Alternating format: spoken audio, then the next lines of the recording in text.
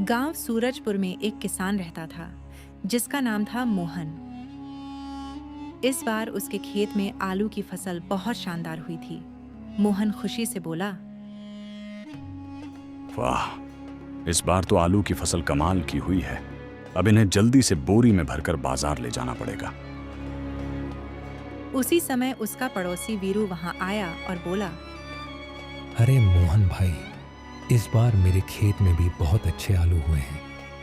बाजार में अभी आलू की बहुत मांग है, हमें अच्छे पैसे मिलेंगे। मोहन मन ही मन सोचने लगा, अगर सारे आलू सिर्फ मेरे पास हों तो मुझे ही ज्यादा फायदा होगा। शाम को घर जाकर उसने अपनी पत्नी गीता से कहा, सुनो, मुझे एक उपाय सूझा है। अगर हम बाकी किसानों के आलू चुपचाप अपने पास रख लें तो बाद में महंगे दाम में बेच सकते हैं। गीता घबराकर बोली। ये तो चोरी हुई ना।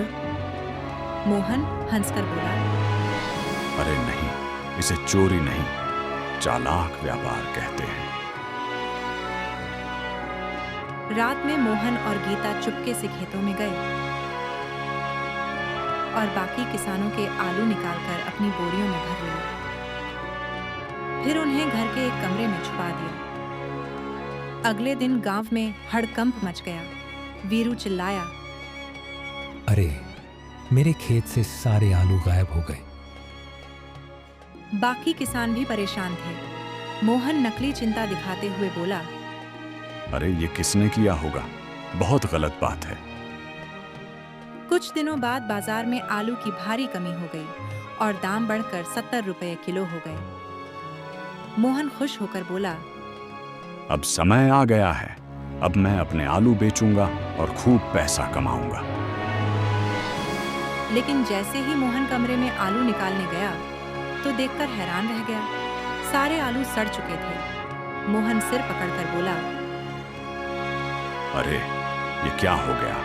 मेरा सारा नुकसान हो गया। उधर गांव के बाकी किसानों ने फिर से मेहनत करके नई फसल उगा ली। वीरू हंसते हुए बोला, देखा, मेहनत का फल हमेशा अच्छा होता है, लेकिन लालच का नहीं। मोहन को अपनी गलती का एहसास हुआ और उसने ठान लिया कि अब वह कभी गलत रास्ता नहीं अपनाएगा। सीख, लालच हमेशा नुकसान देता है और ईमानदारी ही असली फायदा देती है।